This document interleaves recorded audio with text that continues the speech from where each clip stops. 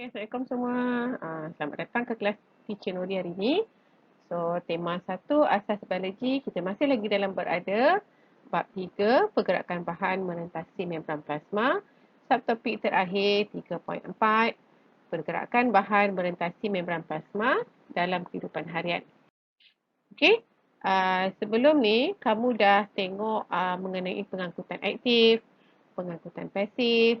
Kamu juga dah tengok, dah belajar mengenai jenis-jenis larutan yang ada dalam pergerakan merentasi membran plasma, iaitu larutan isotonik, hypotonik dan juga hypertonik.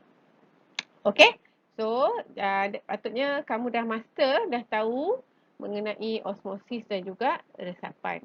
So, konsep osmosis dan resapan ni mempunyai banyak kegunaan dalam kehidupan kita seharian. Okey? Antaranya, ia sangat diguna pakai, banyak diguna pakai dalam industri pengawetan makanan. Okey? Now, terdapat pelbagai produk di pasaran ni yang mengaplikasikan proses osmosis dan resapan untuk memastikan makanan atau hasil tanaman dapat disimpan untuk tempoh yang panjang. Okey? So, kebiasaannya pengusaha ataupun petani ataupun peladang ataupun nelayan, dia akan menggunakan larutan hypertonik untuk memastikan apa? Untuk memastikan makanan mereka dapat tahan lama. Okey? Now, fenomena kelayuan tumbuhan. Okey? Ini biasa keluar dalam exam lah. Okey? Ada beza antara tumbuhan segar dan tumbuhan layu. Sebelum ni kamu telah belajar mengenai faktor ataupun antara salah satu sebab menyebabkan tumbuhan tu layu adalah apabila dia dikelilingi oleh larutan hypertonik. Okey? So, sekiranya pembejaan berlebihan dilakukan, tumbuhan akan mengalami kelayuan. Sebab apa? Bila baja meresap ke dalam air, so air tanah tadi yang berada di sekeliling akar rambut akan dia membentuk satu persekitaran yang tidak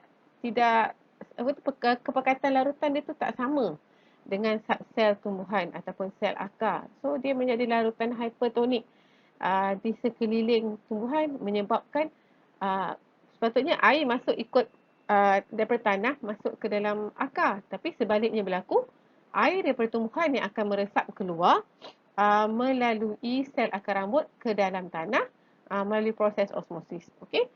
Jadi bila baja larut dalam air tanah, dia akan menyebabkan air tanah tadi menjadi hypertonik terhadap sel akar. So, air akan meresap keluar. So, di keadaan ni kita katakan sebagai tumbuhan mengalami plasmolisis. Okay? Cara kamu nak atasi pokok ni layu, kamu kena siram dengan lebih banyak air berbanding biasa. Tapi, kalau kamu letak dia dalam baja dan kuantiti yang banyak, dengan air sedikit, biarkan dalam tempoh yang sangat lama, tumbuhan tu tak dapat tumbuhan tu tak akan dapat kembali kepada bentuk asal, menyebabkan tumbuhan itu akan mati. Okey? Eventually, akhirnya dia akan mati. Sebab apa? Kita tak dapat nak kembalikan keadaan plasmolisis tu kepada diplasmolisis. Okey? Now, kita tengok konsep pergerakan bahan merentasi membran plasma melalui pelbagai aplikasi dalam kehidupan harian. Okey? First, kita ada minuman isotonik. So, kalau kamu tengok minuman kat Malaysia ni, jenama seperti 100 Plus, Revive dan sebagainya, itu mereka gelarkan sebagai minuman isotonik kerana apa? Dengan meminum minuman tersebut, atlet dapat menggantikan bendalil seperti elektrolit.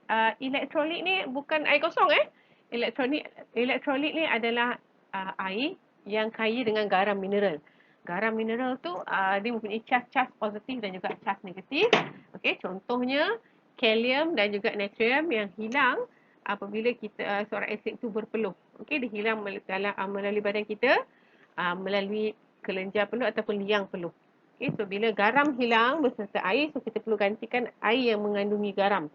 Cuma yang biasa berada di pasaran, mereka menambahkan gula di dalamnya supaya larutan itu menjadi lebih sedap. Minuman itu menjadi lebih sedap. Okay, that's why tak sesuai sebenarnya diambil dalam kuantiti yang banyak.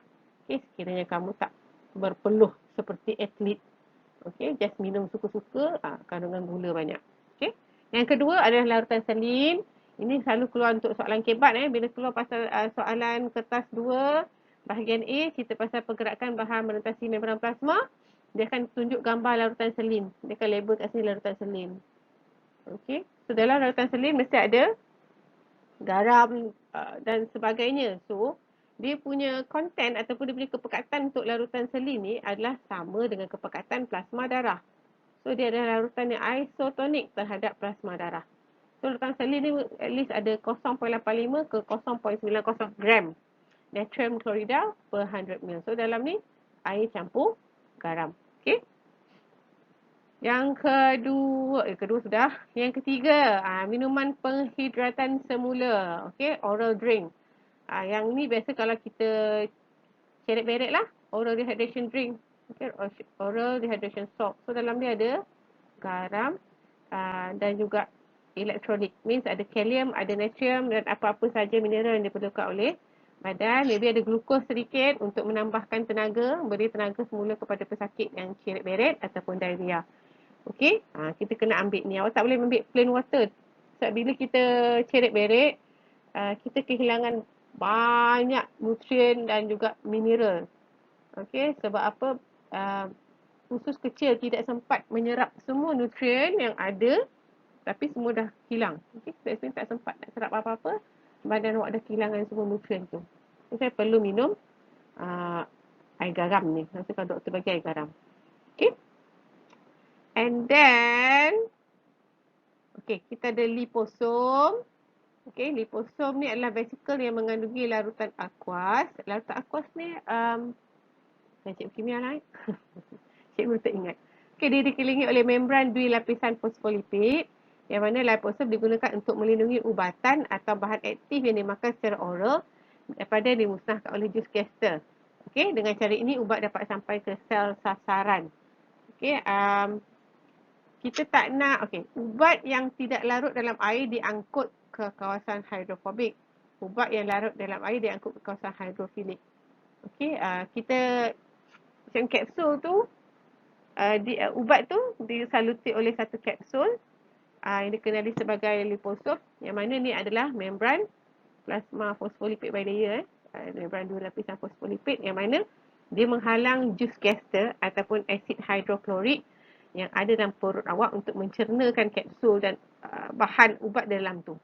Okay, kita tak nak dia hilang sebab asid yang rendah.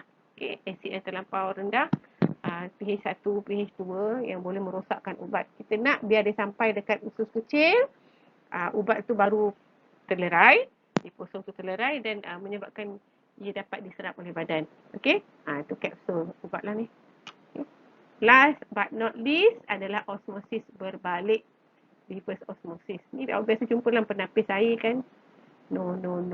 Tak sesuai sebenarnya. Ini hanya digunakan untuk memperolehi air tawar daripada air laut.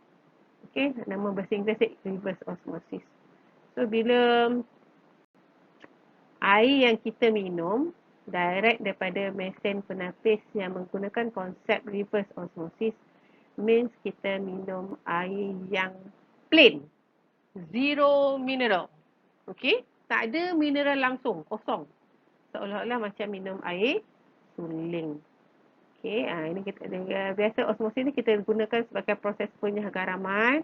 Ini biasa digunakan dekat negara yang mungkin tiada langsung sumber air tawar, yang hanya dikelilingi oleh laut, yang tiada sungai dan sebagainya. So dalam ni tekanan dikenakan ke atas air laut untuk melalui membran terap memilih ataupun membran separa telap, dan membran ini membenarkan molekul air sahaja melaluinya, manakala zarah berdasing, garam dan mikroorganisma dihalang. Bersih memang bersihlah air, tapi untuk awak konsum air itu untuk minum 100% tak bagus sangatlah. Sebab dia bukannya larutan isotonik. Okay, tak ada mineral. Okay, itu saja dari cikgu hari ini. Sebelum cikgu lepaskan awak keluar, pernah tengok tak video pembuatan kimchi? Okey, fikir balik macam mana orang dekat Korea, dekat China, dia orang negara yang ada 4 musim, Yang mana sayur mereka tidak dapat tahan lama pada musim sejuk, boleh preserve, boleh simpan makanan mereka supaya bertahan lama. Sayur tu supaya bertahan lama. Kalau macam daging, protein tak ada masalah kan. Dia buat lubang dekat luar rumah, bila musim sejuk dia jadi macam freezer. So daging tu boleh tahan lama. Ni sayur. Kimchi tu, apa proses dalam pembuatan kimchi tu yang menyebabkan kimchi tahan lama. Okey, kalau boleh carilah video pembuatan kimchi, tengok step by step. Apa first step pembuatan kimchi? Dari situ awak relatekan balik dengan konsep pergerakan bahan merentasi membran plasma. So, apa cikgu sebut? First, sebab kalau soalan berkaitan ini, yang kebat akan keluar satu, minuman isotonik. Kedua, dia boleh keluar larutan selin. Ketiga, boleh keluar minuman penghidratan semula. Keempat, dia boleh keluar apa-apa step dalam pembuatan makanan. Contohnya, dia bagi step by step proses pembuatan kimchi. Ni rasa soalan ni waktu zaman-zaman mula-mula orang sibuk dengan viral dengan kimchi. Okay? So dia tunjuk step by step mula-mula buat apa, second buat apa, third buat apa. Lepas tu dia suruh cerita apa dalam step tu yang menyebabkan kimchi ni tahan lama. Awak tengok akan pening kepala. Sebab satu muka surat tu penuh dengan step buat kimchi je. Soalan dia pendek je, tak panjang.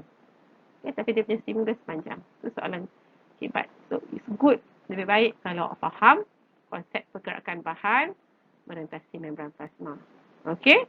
Itu saja dari cikgu. Sekian. Assalamualaikum dan bye-bye.